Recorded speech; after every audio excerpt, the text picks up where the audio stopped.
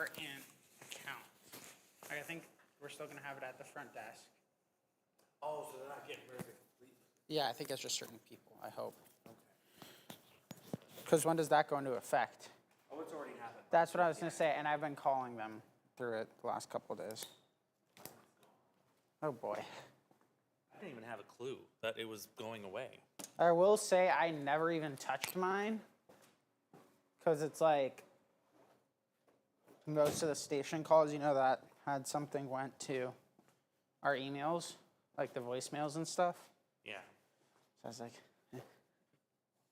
I use mine for texting viewers because I'm not giving them my phone number. They're like, can I text this to you? And I'm like, yeah, just give them my work number. So now I kind of lost that. I'm going to have to get a Google Voice number. what I tell people is I just tell them to send it to me on Facebook. Do Messenger with me.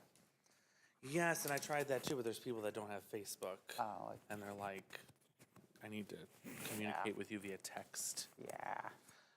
But I'm like, no phone number. Nah, no thank you. I'm assuming over here today?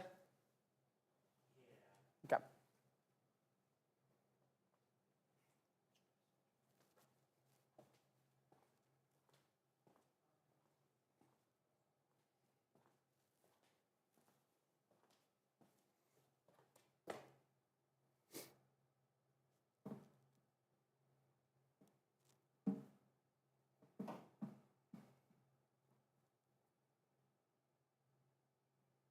Okay. With you via text. Yeah.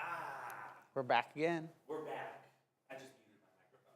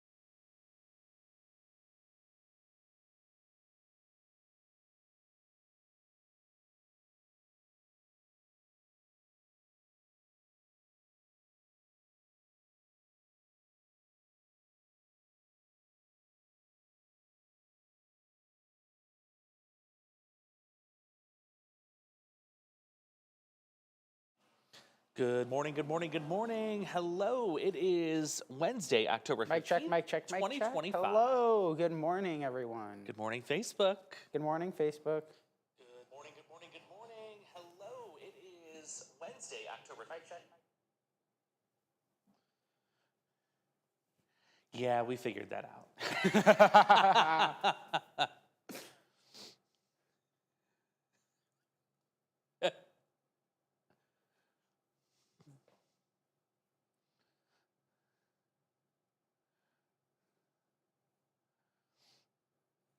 That's okay. We'll call it the pre-chat. The pre-chat? The pre-chat. The pre-game show to Ask Andrew? The pre-game show to Ask Andrew. Yes, I love it. Ask Andrew game day? Game. Someone makes a pick on what the question of the day is. Yes, yes. Hope everyone's having a good morning so far. Look at that, some clouds on the, is this Clinton? Yeah, it must be Clinton. Clinton.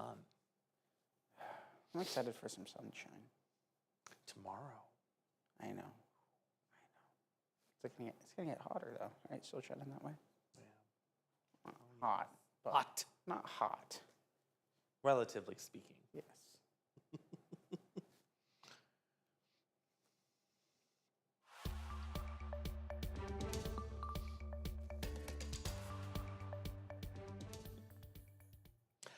Good morning, Quad Cities. It is Wednesday, October 15th, 2025. It is 9 o'clock, and it is time for Ask Andrew Live. I'm meteorologist Andrew Stutzky. And I'm weather anchor Peter Warner.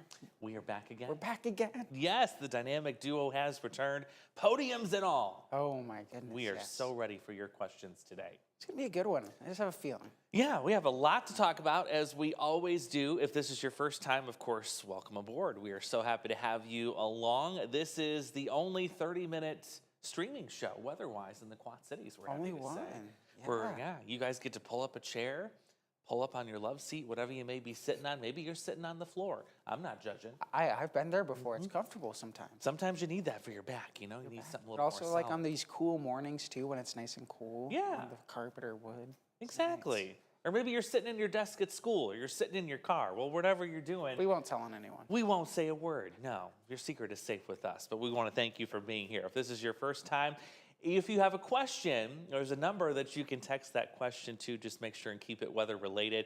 We're going to answer all of those questions coming up in about 10 to 15 minutes. The number that you want to send that text message to is 309-304-0888. Text and message rates do apply. Yes, if you're still on one of those dinosaur phone plans where you got to pay per text. Honestly, it would be nice though to have like a flip phone. I kind of miss those days. Right? I do. Less social media and Yeah. pick up. I was a lot more productive Yeah, back in those exactly, days. We'll exactly. put it that way. So yeah, we'll get started with the weather discussion. Then we'll talk about the two questions that I answered this week. One of them had to deal with the winter of 1978 and 1979. That's a big year. I've if heard you a grew up lot here. about it. Yep, everybody thinks that was the worst winter they possibly went through in their lifetime here. And you're partly right. There was one that was actually a little bit worse, but not by far. We're going to talk about that. And then today, I had a question involving what a nor'easter was. Oh, those are fun. Yes, so we're going to dive into that and why they're so harsh and why they form. But first, we're going to start with rain. Rain. We needed it. We did, yeah. Did you have anything on the way in? My car just, not on the way in this morning, but my car had the little dots, Yes. which means I'm going to need a car wash again. But if you're looking to get a car wash maybe after this, maybe we should wait. Yes, you will want to wait Yeah. because the shower train is going to continue. Even though we get a break tomorrow, we're going to see some showers come back, I think, by the end of the week. Oh, yeah. And then some rain this weekend, which I'm going to give you a first look at Future Track regarding that rainfall situation this weekend coming up in a second. Let's start with what's going on with the shower activity this morning. We'll pull up the radar here. It's been really scattered. I still think it's umbrella worthy because we have these pockets of some of these heavier downpours, albeit brief, that are streaming in. But so far, a lot of this activity has been kind of limited to areas north of Interstate 80 this morning. And that's really what it's been all week. It's felt like it's just kind of continued to be Clinton, Jackson, Carroll, Joe Davies County. That's primarily it. Yeah, we just haven't been able to really sink this to the south much. So we had one little spit sprinkle move through the Quad Cities. What we're going to be tracking is some more activity there near Muscatine. But if you live north up to Clinton, Savannah, even Sterling Rock Falls, you may get this steadier batch of rain that's going to move in close to 10:30, 11 o'clock, right about GMQC at 11 Yep. time. You can see that moving due east there. We'll put a little tracker on it for you here so you can see what the time of arrival is. We'll see how good I was at my guessing game. Was I right when I said 10:30, 11? They're Or moving was it going to be slowly. early? You know, they are kind of chugging along a little slowly. Yeah, about 10:19. Sterling Rock Falls, probably a little bit later for areas in Carroll County, about 10:30. Not too bad. Not bad. That's what happens when you've been doing this for so long. Oh, you kind of become a pro at it, don't you? You kind of get accustomed to the spatial difference, I guess. I wish I could pick lottery numbers like that. Let's go to the wider shot here. Yeah, you got a lot of shower activity, even into central Iowa that has yet to go through. And look at western Iowa. So these showers are going to continue on and off throughout the morning. There's some question as to how many are going to hang out for the afternoon. I do think the afternoon showers will be thinner in terms of how many we're going to see. Yeah, that's definitely what I was seeing yesterday, too. Yeah. So I haven't looked at too much in terms of models so far this morning, but yesterday it's been consistent there and still kind of trending north even for any afternoon coverage. Yeah, really has been the northern hometowns that have kind of been the target for all this shower activity. We'll go through the latest rendition of Future Track because the area is going to be divided in two, just like it was yesterday. All morning long, we were watching the Clinton camera, the Yep. Sterling Rock Falls camera. It was sunny, but we had no sunshine in the Quad Cities. Even at my house in Geneseo, I had no sunshine yesterday afternoon. It was cloudy as could be. Oh, but I bet if you went 15 minutes to the east, you probably would have had some sunshine from Geneseo, right? It was crazy. Yeah. Yeah, you could see the clearing line, and it just didn't make it in. So who gets it today? Well, there's your showers moving through as we go through this morning, but it's this afternoon, and this time it's south. If you live in southeast Iowa, right about here, I think that's an opportunity to see some partial clearing this afternoon. Now, it's not going to be mostly sunny by any means, but there will be some moments of sunshine. So this is the area that's going to warm up. That's the warm front moving through, isn't it? It is, yeah. Finally, yeah, you can that see wind it right switch. there. Yeah, right there. From Galesburg out towards Washington. It's kind of something we look for a lot. For Good these eye. types of systems. Yeah. If this was a warm front that was more put together and we had a little bit more dynamics, we'd be talking about a severe threat today, but there's no strong area of low pressure or anything attached to it that would cause that. So instead, like Peter pointed out, you've got that wind switch to the south, and that's going to warm those areas to the 70s. And tomorrow, that front actually blows on by early in the morning with maybe a spit or a sprinkle that I'm showing you here. But tomorrow, I think, is a better opportunity with some clearing skies that we're going to see more of us closer to 80 degrees. And I want to show you how quickly these clouds are going to clear out tomorrow afternoon. Oh, it's so cool. It's cloudy here, partly cloudy, and then here they Kaput. go. They're going away. Kaput. Yeah. Really impressive. It's going to be nice, though. I don't mind a warm day after kind of the... No. They haven't been, like, cold or anything these past couple of days, but, like, a nice sunny day to just go take a walk. I'm not going to complain about. Yeah. Very comfortable. It's going to be good. Very comfortable. We've had these comfortable mornings too as well. Oh, they're fantastic. We're going to talk a little bit about that storm system for the weekend. We got the new severe storm zones from the Storm Prediction Center fresh this morning. This is the Friday storm zone, not even anywhere close to us. No. And right now it's just a 1 out of 5. What happened to the Saturday one though? Did we see north or southward movement? Well, we saw southward movement with this morning, now taking that 1 out of 5 down to near Springfield and St. Louis. But upping the potential you see still for the whole state of Arkansas. Looks like Memphis is going to be in for some rough weather this weekend. They're talking about everything from tornadoes to strong winds and a large hail coming together. Yeah. I mean, you kind of have the perfect recipe, right? Because they have the moisture. That's kind of the big flow that they're getting that we are missing, is we've been so dry, right?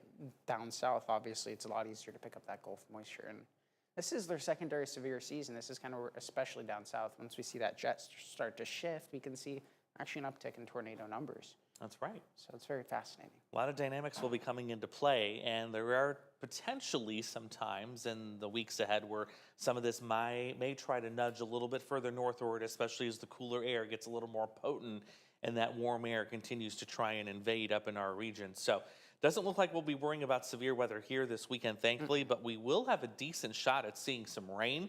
I'm going to show you two different models. We can go out with our in-house model right now to about 11 o'clock Friday night. Okay. And that's kind of a nice thing because, of course, we're talking about week 8 of high school football. We're getting down to the final weeks here. And we're not expecting an impact rain-wise to football this week. Good, right? But if you have plans on Saturday, we're still getting some timing differences here with the rain coming in. Now, no doubt Saturday morning, yes, is going to be wet. But even the newer runs of the models this morning are keeping us wet Saturday afternoon and even into Saturday evening, still keeping this solid line of rain and thunderstorms. Is this the Euro? This is the Euro, yeah, the Yeah. European. Yeah, I saw that yesterday. It started in the afternoon. It started to pick that up. So we may see a secondary wave perhaps later in the afternoon into the evening. You're noticing where the winds are coming from, though. Notice here in the Quad Cities, we're from the north and northwest, so that's why our severe weather potential is not here. It's further south. But there's even the possibility now that some of this could linger with a shower or two, especially Illinois side into Sunday morning. Yep, I saw that last week. That trend was actually originally kind of that second wave was coming through all the way as early as Sunday. Yeah. And then it kind of took it back a little bit. Now it's put it back in. But the GFS, I think specifically, has had a little bit more lingering on Sunday, if I remember. Yeah, I tried to put some into Sunday afternoon Yeah, even. yeah. And that's a little bit more of an outlier solution. I'm not buying that quite yet. I could see the Sunday morning. Oh, 100%. for sure. Yeah. But Sunday afternoon, I want to at least give you half your weekend that you can Right? salvage to get Oh something my goodness. because we're not getting much done on Saturday. It looks like by any means here. Well, and the good news is yeah, that looks big, but we are looking at the global ensembles, Right. right? Which, as I always like to say, it's like looking at a fuzzy TV screen. Yep, It's like in 480p versus 1080p. exactly. So we could be seeing that coverage maybe slim down a little bit. Most everyone should see rain, right? But I don't know if it'll be, hopefully not, an all-day event. Yeah, for that's, everyone. That's what we're hoping is we can squeeze a few dry hours in on Saturday, and we can give you while we're here and we have a moment or two. You can see what Peter's talking about. Here's the high resolution model. Look at how small the clusters are here, how narrow the rain band is, and then like you said, Peter, you go out to the longer range and it just blows up and it looks like this massive Yeah. rain event. But that's due to that low resolution you were talking about. So that's kind of something to keep in mind when we show out these longer range events. What I always kind of like to point out is you just look for the darker, almost contours on there. Yeah. That's a good idea of where it's most likely, like, say, this little pocket here and just to the south of the Quad Cities rather than maybe these little lighter colors typically. It's kind of my idea on it. Exactly. No, you're exactly right on that. The darker colors indicating where you're likely going to have that better coverage, and the lighter colors indicating where you're not going to have so much coverage. No. Yeah, right on the money with that. Everyone's wondering, of course, too, what's the rainfall potential on this? So this is going to also be the European model that will pull in for this. Oh, boy, that jumped up significantly. I know, even yesterday. Now, 2 inches plus, I'm not thinking that's going to be widespread like what we're showing here, but perhaps up to an inch of rain? I think up to an inch is about Yeah. been what I've been shown. Yeah. Maybe isolated areas. If we do get any thunderstorm activity, could we climb over an inch? Yeah. Yeah. 2 inches? Unlikely. Yeah. You'd That's have like to a have, 10, 20% pops, we could say, on that. Yeah. If we were to give percentages. But we you'd don't have do to that. have the repeating storms, and Yeah. I think that to get that 2 inches. Yeah. But Unlikely. let's count on at least a little bit of a soaking on Saturday. Which is good. We need it. We do. Are the Hawkeyes home this weekend? They are. It's Oh, 6 buggers. o'clock on Saturday. Oh, that's good. It's trending a So- little later. Yeah, I'm hoping they can catch a little bit of a break. But if you are going to the Hawkeye game, do bring the rain gear just in case this thing Yeah. backtracks a little bit. I need to check the Illini on that one, too. Yeah, see if Illinois is going to be playing at home or if they're Yes. playing away this week. I know Iowa is back home this week. 8-day, you can see the temperature drop behind that, still going low 60s on Sunday. And we have a lot of 60s next week. Every single day, with the exception of what's on Monday? your side there, Yeah, is Monday. in the 60s. Wow. This will be our longest stretch of 60s so far this second half of 2025. So it'll really feel like fall next week. I was going to say, are we looking at any temperatures into the 30s? There is some potential, yes, that we may have to talk about the F word. Uh-oh. Frost. Yeah, frost. Not freeze. Keep it clean. No. No freeze yet. No, no. That'll be a little ways away. But yeah, we're talking frost. So that means our first snow's coming then, right? Don't even go there. If it snows in the next 2 weeks, he just jinxed it. Don't come after me. It's all Peter on that one. No, I hope we don't have any snow in the near term. I don't think we do with these kind of temperatures. No. There you see mid-70s coming back in week number 2. Maybe some thunderstorms there as well. So that's looking pretty nice for the end of October. I'm not mad about this. No, it looks I good. think we should soak these in before. I know I say that on air a lot, but it's like, I know people have been asking, well, where's like the 50s? It's like, but what comes after the 50s? Exactly. The word that he just said. Snow. No. Yeah, we don't want that. We don't want that stuff. Not yet. No, not Quite yet. A couple of questions that we had this week, and then we're going to get right to your questions. Looks like we've got a good lineup so far from what I can see in the chat. Oh, yeah. This was from Celeste, which I love that name, by the way. It's one of my favorite good names. one. Yes. From Alita, what is a nor'easter and what makes it so harsh? So let's define what a nor'easter is first, and I'll actually show you a picture, a satellite picture of a nor'easter. The comma of it is just so perfect. Isn't it beautiful? It's gorgeous. And this is a good representation of why a nor'easter is different from a tropical storm or a hurricane. Because look at this big gap in the clouds that you have right here. You don't get that with a hurricane or a tropical storm unless it really gets involved with some dry air. But this is a classic example of a low pressure that's got fronts attached to it. And you can clearly see where those fronts are. Yep. It's beautiful. It is gorgeous. What I was talking about with the comma, too, is kind of what we look for a lot, and like Yeah. the strong storms kind of right as they're nearing peak intensity before they collapse. Many times is kind of that comma shape that indicates a lot stronger storms, strong lows with the strong warm front than that cold pushing behind it. Very, So- very, It's fascinating to look at, but it is. that's kind of a good indication of a strong low. 'Cause most of the time, especially in like our summer systems, right, we don't get those strong lows as much with those steep No, temperature gradients. We don't. But those nor'easters, you start to get that Arctic air, that cooler water moving down with the warmer air. It kind of helps create it a little bit, right? That's right. There's an energy imbalance, and we need something to balance all of that out. And what is it going to be? It's going to be a strong area of low pressure. In this one, in case of this one, it's maximized its strength at this point in its lifestyle. So here's your definition for a nor'easter. It's exactly what Peter was just talking about. It's a very strong area of low pressure. Typically forms between Georgia and New Jersey, though there are some others that can form across the Midwest and then go to the East Coast. There's two different types of nor'easters. I'm keeping it simple and just going with the basic definition here. I don't want to confuse you too much. But he's also right, too. If you look at the most common time or common months of the year when these form, September through April. Yep. Because you're talking about those differences in temperature. And it's those, I mean, that's kind of the big driver. It's like, I'm trying to think, those stronger cold fronts, I guess, right? Yep. You know, you get the development of those tight gradients on the 500 millibar maps. We love to talk about those, right? Yes. Fascinating to study. But on a synoptic scale, that's where you get those rushes of the Arctic air. You still have the warm air in the tropics. You still have hurricane. Not that this is a hurricane, but you know, you can tell the air's still warm enough and the water's still warm enough for that. It's fascinating. It is an impressive storm system that gets put together.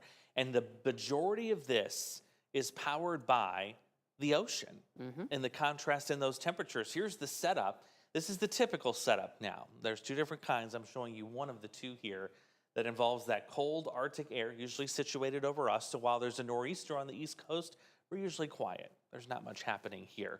But you have all this warm water that's coming up from the Gulf. We call this little narrow corridor of really warm water the Gulf Stream because it's literally warm, extremely warm water coming up from the Gulf that goes around Florida and then makes its way to the north and the east. Yeah. Big temperature difference. Great fishing along that. I knew you would know that, yes. Being the big fisherman you are, yeah, I'm sure it is very exciting to fish Yeah. along those Great to stretches. fish along it, but also, yeah, great to storm chase along it too. Yes, it creates a very dynamic weather environment. And with that warm water, the cold air, and then you have this powerhouse of a jet stream separating the two, that's where you get your really deep area of low pressure that will form right along it. And we call it a nor'easter because it's going up the northeast coast. And you see this in the news a lot for many reasons. One, all of our national news networks, whether it be ABC, NBC, CBS, everybody is headquartered in New York, New York. Yeah. And that's typically where these things go and they impact. So And it is the highest population density in the United States. that's right. So you're going to hear about it. You're going to hear about it, but it does kind of also create up a, it's not like a blocked up pattern that a hurricane can create, but it kind Right. of can slow things down a little bit. I think that's kind of what's playing a factor this week, right? Exactly. You're exactly right, because we had a nor'easter over the weekend into the early part of the week. That's kind of blocked that pattern.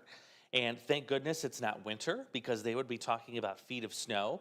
And sometimes these things, depending on how strong they are, can amplify the strength of our cold air here. So we would have been bone-chilling cold had this been in the wintertime, but thankfully we don't have the support for that right now. Thank goodness. Yeah. And no, We don't it's need too that early to quite be yet. talking about that. I agree. That's the 97 nor'easter. We were talking about that yesterday. Yes, there were a couple of them. You had that one in '97, and then there was one the year after. Did we say that? There was another storm that traversed the whole country. So that, I think that was the 98 Was it storm. 98? It started like all the way in the Midwest and had Yeah. like duration almost like qualities. And then it just, the whole front was from Texas to like here in the Quad Cities, and it brought tornado activity down in Florida. That wasn't a nor'easter, but just a fascinating, But it was another very it's strong like the storm. biggest storm in United States history. And then it brought snow to Washington, D.C. to New York, but again, like storm surge almost to portions of the Gulf Coast of Florida. Crazy. Yeah, a lot of people study that, and I'm It sure is. they still do to this day, Oh, too. they do. The other last question we had was, are we having the possibility, or will we have the possibility to see a repeat of the winter of 1978, 1979, where we had 50 plus inches of snow, and we had one snowstorm bring us 18 plus inches of snow. The month of January brought us more than 2 feet of snow for the whole month. So just kind of looking at some of the ingredients and the setup we have this year versus that year. So going back to that winter, we had a weak El Nino. Oh, no. We don't have that this year. It's the opposite, actually. October, November, December were all way warmer than normal in terms of temperatures. Those same months also had a lot of rainfall. In fact, November and December, both of those months had more than 3 inches of rain. What? Yeah. November, December? And typically we only see a little bit more than an inch both of those months of rain. I was going to say, sometimes even half an inch. Yeah. So it was wet, it was active. There was also a slightly more active Atlantic hurricane season. You can't discount hurricane seasons and their impacts on this kind of stuff either.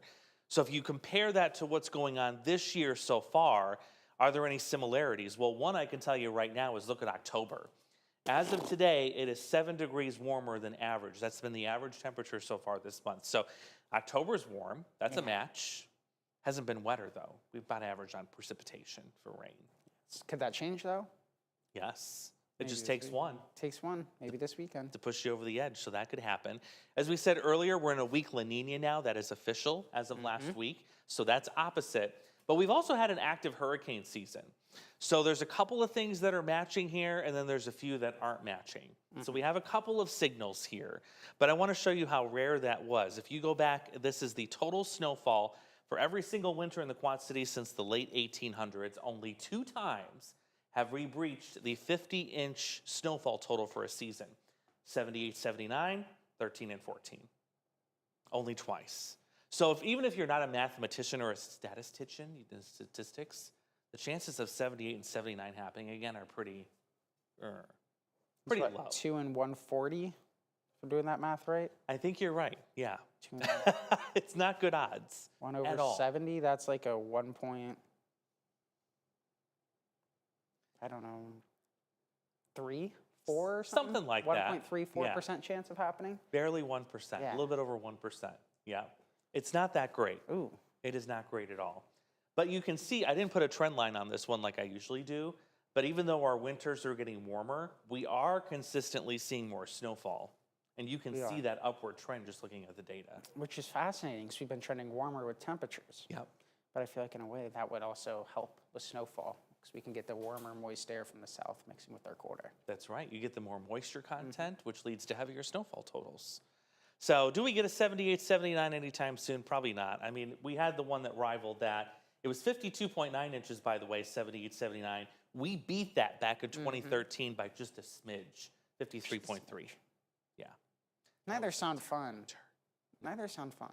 That I did not live through 78, 79, obviously, but I did live through 2013, 2014, and I can tell you that was not a fun winter at all. Doesn't sound like it. At all. I liked our, what was our total last year? Like 10 inches maybe? It was barely a foot. Yeah. Yeah. It was bad. I like that. I like the sound of that. It was bad in terms of if you were a fan of snow, it was a bad winter for that. I don't mind one big snow, but then we can, move on. yeah. Just enough for Christmas, right? Just, actually, yeah, White Christmas would be awesome. That's That all we sounds need. so cool. A lot of us would be so happy if that was the case. All right, we've got 23 minutes now past the hour. We can get to your questions. Let's see who we have in the chat this morning. We got one of our top fans. Billy? Got it. Yes. First Yes. try. First try.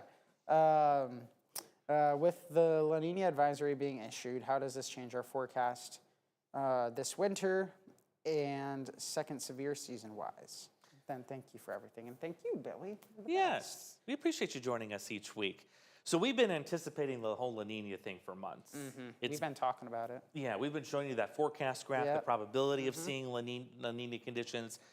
Nothing really changes with that. The advisory just confirms that we are officially in a La Nina like we expected. Pretty much. Yeah. It's a weak La Nina, so it's not going to have a super, super, super huge influence, but it's enough to give us some ideas. Again, we're kind of going with the fact that we're likely going to be a little colder than normal and snowier than normal. Yep. But one thing we also can talk about too, because you were asking about severe weather season, it is likely, and we've seen this in so many years past, that as we transition out of that La Nina in the spring, it could uptick our spring severe weather season next year. It's true. So we may have to hold on.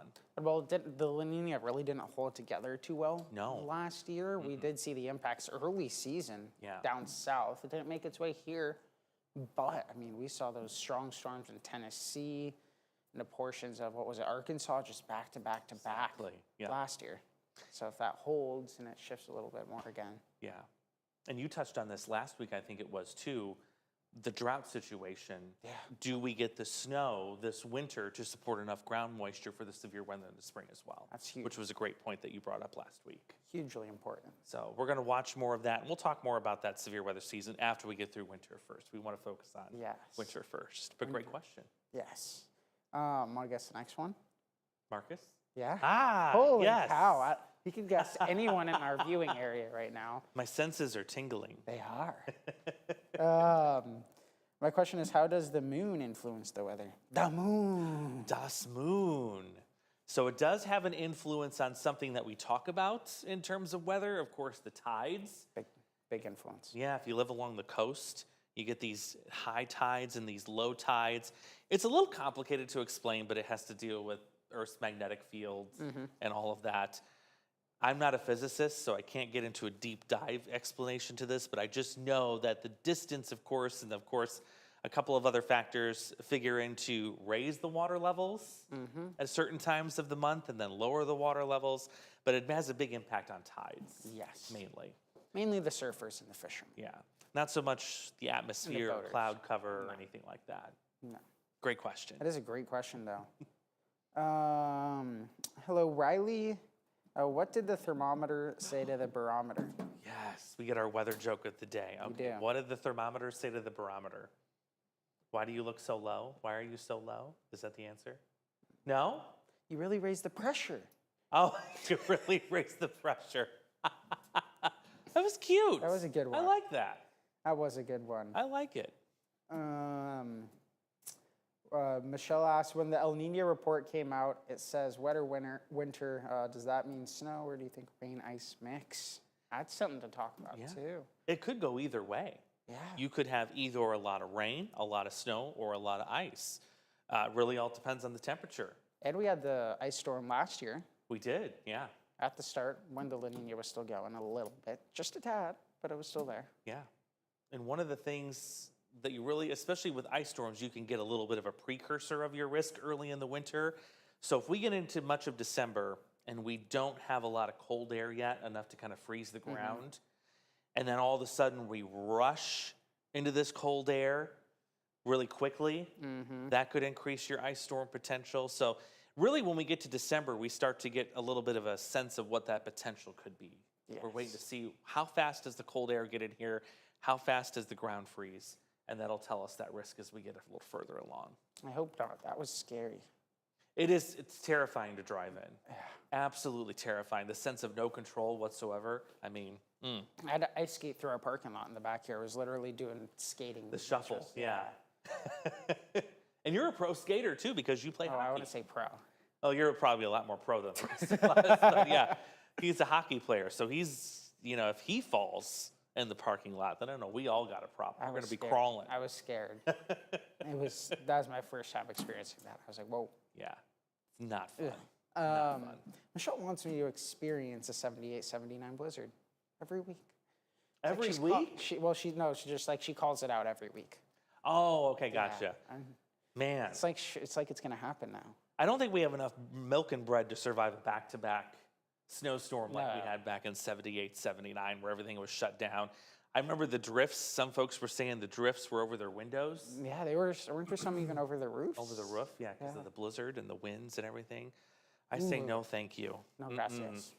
Poor Cooper, he'd be on his own. Oh. Sorry, I can't get in the house. No. Oh my goodness. Climb through the roof if you know how. Riley was wondering about her stumper about the valley. We still got to research that. We still have to research that, yes. We've been busy. That was a difficult one. Yes. That involves a supercomputer, so We do need the super. I promise you, yeah, we will research that. We'll try and have an answer next week when we come back. Hopefully. That's my homework. Yes. I promise, Riley, I will get you my homework. The dog won't eat it. He'll try to eat it, but I promise we'll get you our homework. Tries to eat most things, doesn't he? He does, yeah. Yeah.